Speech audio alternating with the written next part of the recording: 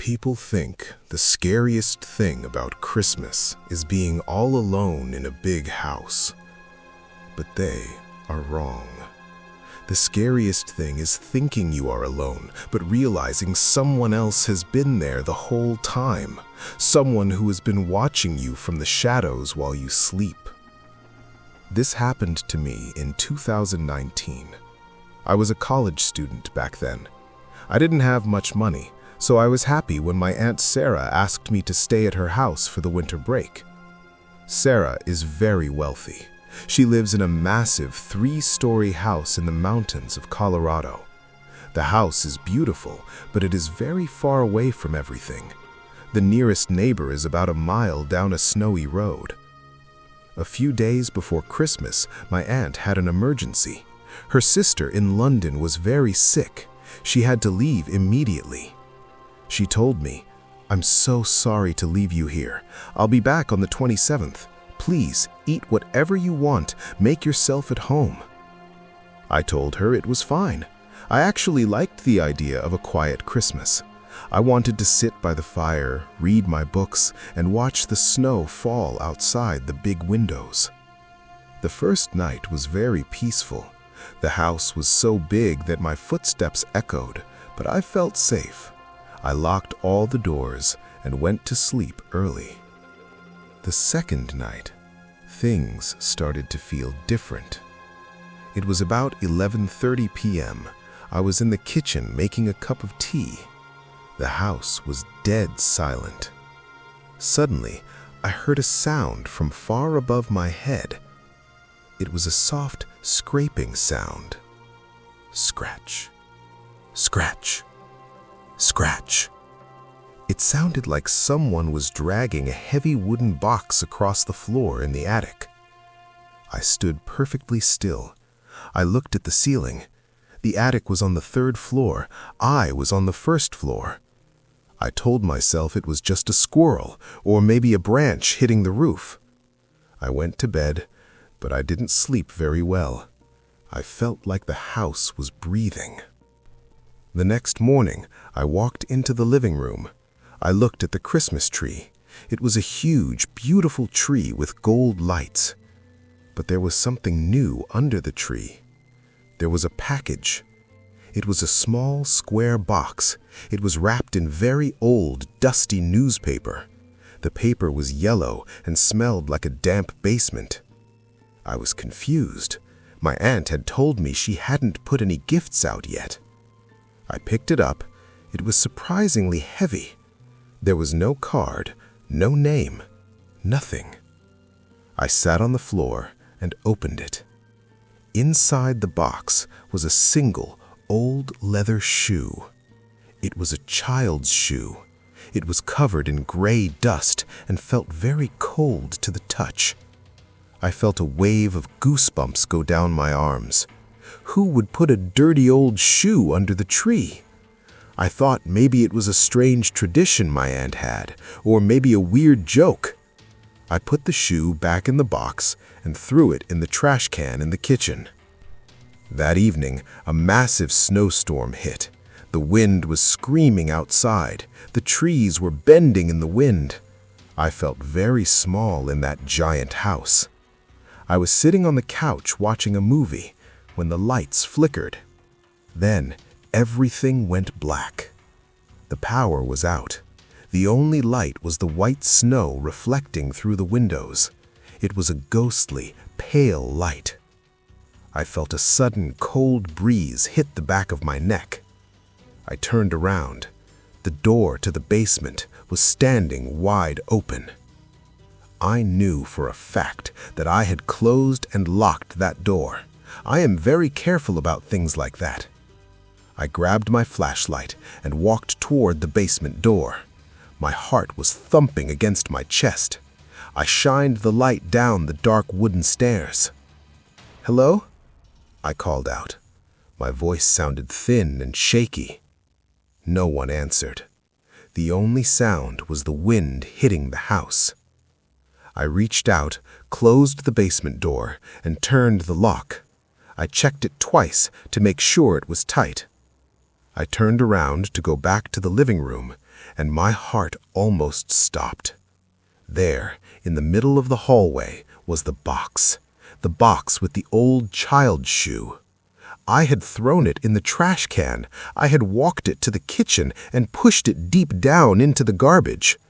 But here it was, sitting right in the middle of the hallway, as if someone had placed it very carefully. I felt a wave of pure terror. I didn't care about the snow anymore. I wanted to leave.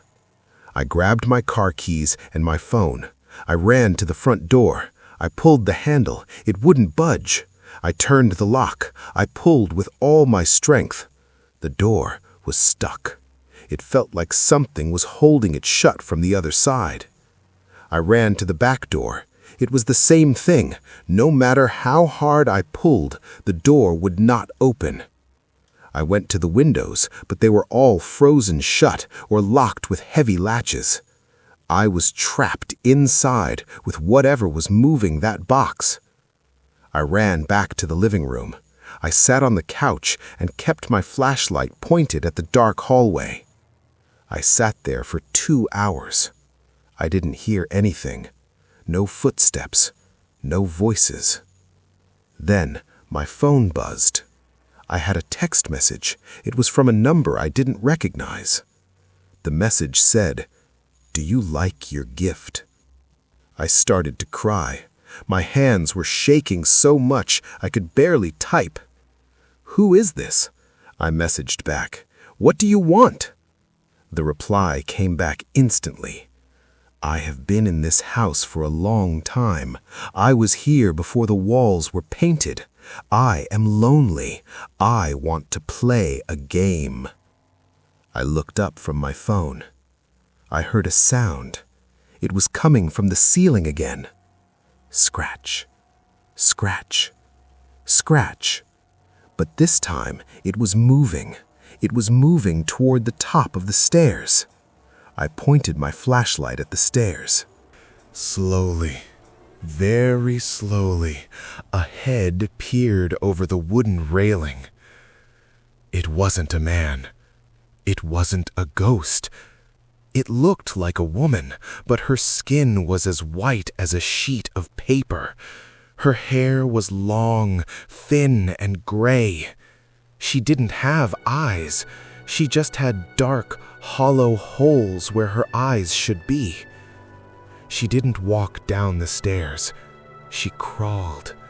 She moved like a giant insect, her limbs bending in ways that were not human.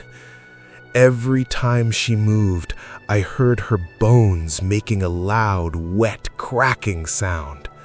Snap, crack, snap. I didn't scream. I couldn't. I was too terrified to make a sound. I ran into the kitchen. I saw a small cupboard under the sink where my aunt kept the cleaning supplies. I crawled inside and pulled the door shut. I turned off my flashlight.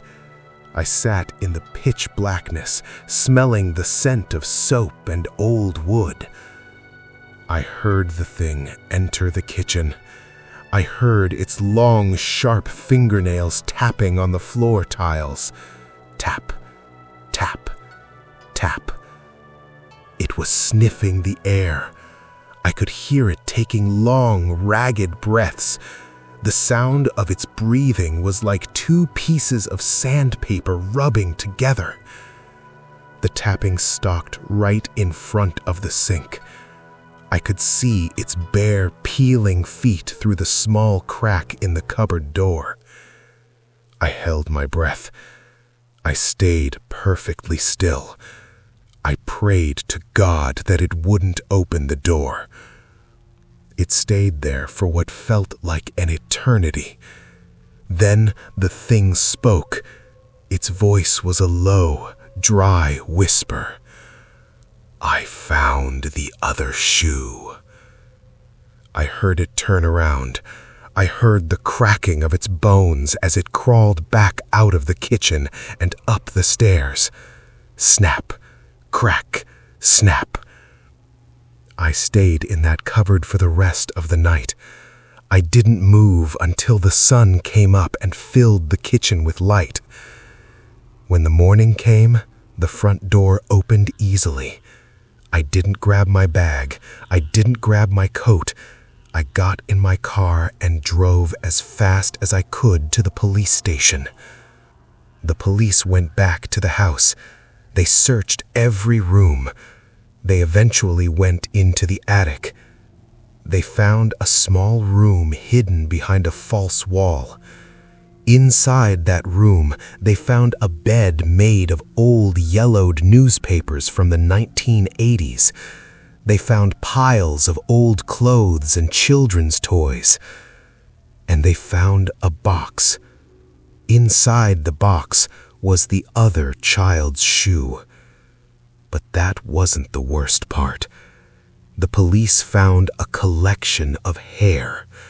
There were hundreds of locks of hair, all tied with little pieces of string. On top of the pile was a fresh lock of hair. It was my hair. The police realized that a woman had been living in the walls and attic of that house for over 20 years. She was a woman who had gone missing a long time ago. She had never left. She used the secret tunnels in the walls to move around. She had watched every person who ever stayed in that house. She had cut a piece of my hair while I was sleeping on the very first night. They never caught her. By the time the police arrived, she had escaped through a small hole in the basement that led into the woods. I never went back to that house. My aunt sold it a month later. But I still don't feel safe. Every year on December 23rd, I get a package in the mail. There is no return address. There is no name. Inside the box is always a single piece of old dusty newspaper and a small note written in shaky black ink. The note always says the same thing. I am still looking for my shoes. Are they at your house? I live in a busy city now. I have 3 locks on my door. But sometimes, late at night, when the wind is blowing outside, I hear a sound in my ceiling. Scratch, scratch, scratch. And I know that she is still out there. She is still crawling. And she is still looking for her gifts.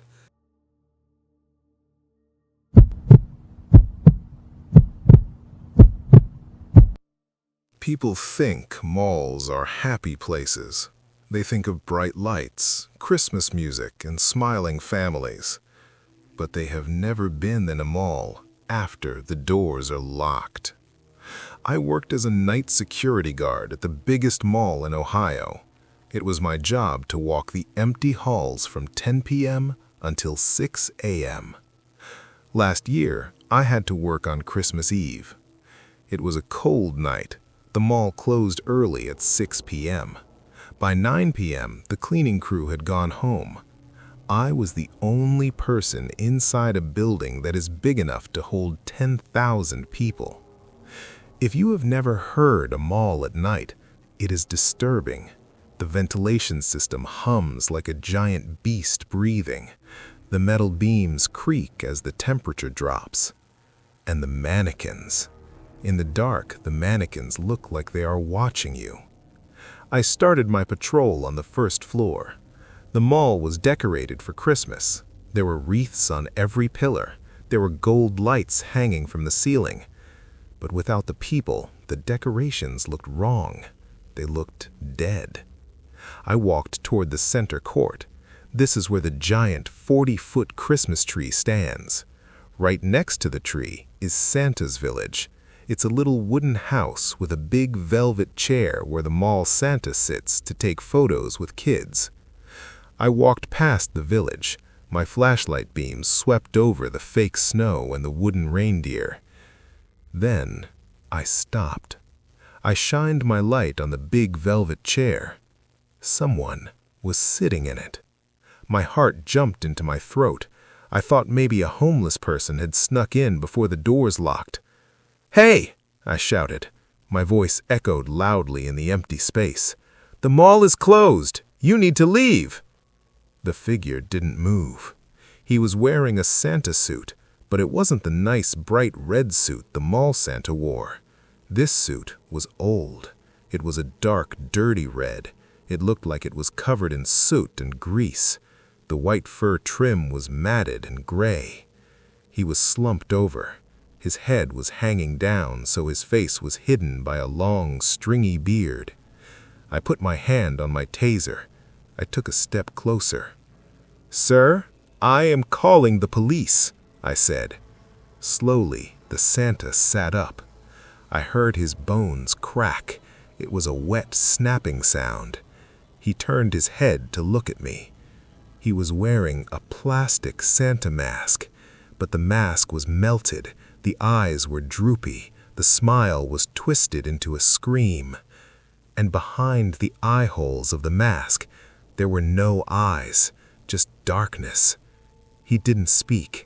He just raised one gloved hand and pointed a finger at me. Then he let out a laugh. It wasn't a ho ho ho. It was a high-pitched, wheezing giggle. It sounded like air escaping from a punctured lung. Hee hee hee hee hee hee. I didn't wait. I turned and ran. I sprinted toward the security office. It is a small room near the food court with heavy steel doors and monitors for the cameras. I heard him get up. I heard heavy boots running on the tile floor behind me. Thud, thud, thud. He was fast, much faster than an old man should be. I heard the jingling of bells. He had sleigh bells sewn onto his boots. Jingle, thud, jingle, thud. The sound was getting closer. I reached the security office. I threw myself inside and slammed the steel door. I locked the deadbolt. I collapsed against the door, gasping for air. Bam! Something slammed into the door from the outside. The steel frame shook. Bam! Bam! He was throwing his whole body against the door. Then, silence. I crawled over to the desk. I looked at the security monitors. I cycled through the cameras.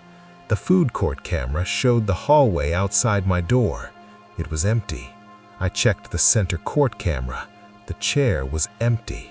I checked the entrances. All the doors were still locked. I thought maybe he had left, or maybe he was hiding. Then I checked camera 4. Camera 4 looks at the back hallway, the one that leads to the loading docks. There he was. He was standing in the middle of the hallway. He was looking straight up at the camera. He lifted his hand and waved. Then he reached into his big red sack. He pulled out a fire axe. The blade of the axe was rusty and dark. He started walking toward the electrical room. I realized what he was doing. He was going to cut the power. I grabbed my radio to call the police. Suddenly, the lights in the office flickered. Then they died. The monitors went black. The room went pitch black. I was blind. I sat in the corner of the office, holding my flashlight like a weapon. I heard the bells again. Clink, clink. They were in the ceiling. He was in the vents. I heard the metal ductwork creaking over my head. He was crawling through the pipes. I heard him dragging the axe across the metal. Scrap, scrap. I pressed myself into the corner. I covered my mouth. The vent cover in the ceiling above me started to rattle.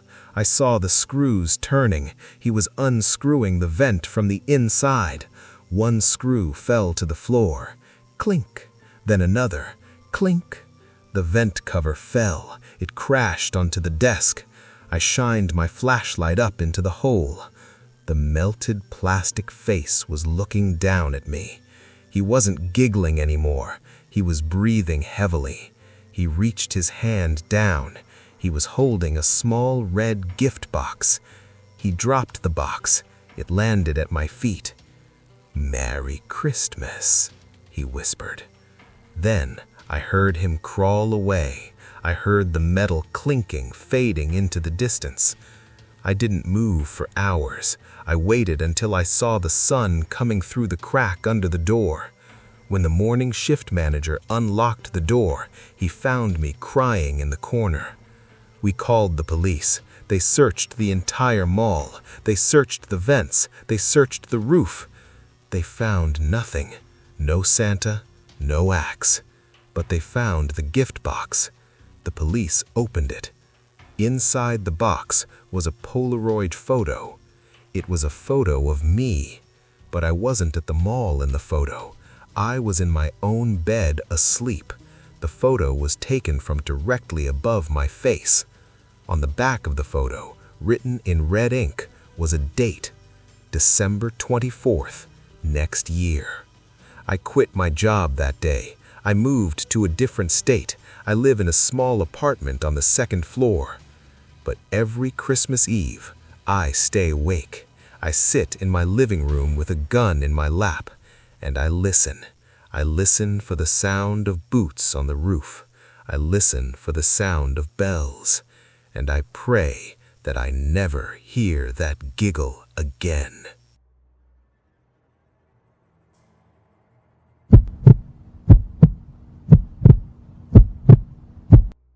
I have always loved the snow. I moved to a cabin in northern Minnesota because I wanted to see a white Christmas. I live alone. My cabin is surrounded by miles of thick pine forest. The nearest town is 30 minutes away. 3 days before Christmas, a heavy snowstorm hit. It snowed for 24 hours straight. When it finally stopped, the world was buried under 3 feet of white powder. I made a cup of coffee and looked out my kitchen window. In the middle of my backyard, standing near the edge of the woods, was a snowman. It was huge, at least 7 feet tall. It was facing the house. It seemed to be looking right at me. I smiled. I thought the neighbor kids must have come over and built it while I was sleeping. I waved at it, took a sip of coffee, and went to read a book. An hour later, I walked past the window again. I stopped. The snowman was closer. Before, it was near the trees. Now it was in the middle of the yard. It was 10 feet closer to the house. I rubbed my eyes. I told myself I was crazy. Snowmen don't move. I must have misjudged the distance. I went about my day, but I felt uneasy. Every time I walked past a window, I felt like something was watching me. By 4 p.m., the sun began to set. The sky turned a dark, bruised purple. I looked out the window one more time before closing the curtains. My heart slammed against my ribs. The snowman was now right in front of the porch steps. It was facing the door.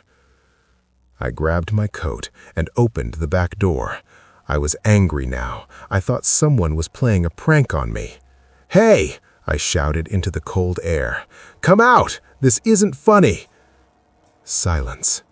Just the wind blowing through the pines. I walked down the steps and approached the snowman. Up close, it looked wrong. It didn't have a carrot for a nose. It had a sharp, jagged piece of bone. It didn't have coal for eyes. It had 2 dead, frozen mice pushed into the snow. And it didn't have a smile. It had teeth. Real, human teeth, yellow and dirty. They were shoved into the snow in a wide, hungry grin. I felt sick. I backed away. I noticed something else. There were no footprints in the snow. If someone had pushed this snowman across the yard, there would be tracks. But the snow around it was perfectly smooth, untouched. It was like the snowman had walked there by itself. I ran inside. I locked the door and deadbolted it. I locked every window in the house. I sat in the living room with the lights on. I tried to watch TV, but I couldn't focus. At 9 p.m., the power went out. The cabin was plunged into darkness. The only light came from the fire in the fireplace. Then I heard it. Crunch, crunch, crunch. It was the sound of heavy snow being packed together. It was coming from the front porch. I held my breath. Thump. Something heavy hit the front door. Thump. Thump. It sounded like a wet, heavy body slamming against the wood. "Let me in," a voice said. It wasn't a human voice. It sounded slushy, wet, like mud bubbling. "I'm cold," the voice gurgled. I grabbed my shotgun from the cabinet. I aimed it at the door. "Go away!" I screamed. The pounding stopped. For a minute, there was silence. Then I heard a sound from the window. Scrape, scrape. I turned my flashlight to the window. The curtains were closed, but I could see a shadow pressing against the fabric. A wet hand was pressing against the glass from the outside. But it wasn't a hand made of flesh. It was a hand made of snow, 3 thick white fingers. The window pane started to crack, crack, tink. The glass was freezing. It was breaking under the extreme cold of the thing outside. I ran to the basement. It was the only room without windows. I locked the heavy wooden door at the top of the stairs. I ran down and hid in the corner behind the furnace. I sat there in the dark, shivering. I heard the window upstairs shatter, crash. Then a heavy thud as something landed on the living room floor. I heard wet, squelching footsteps walking above my head. Squish, squish, squish. It was dripping.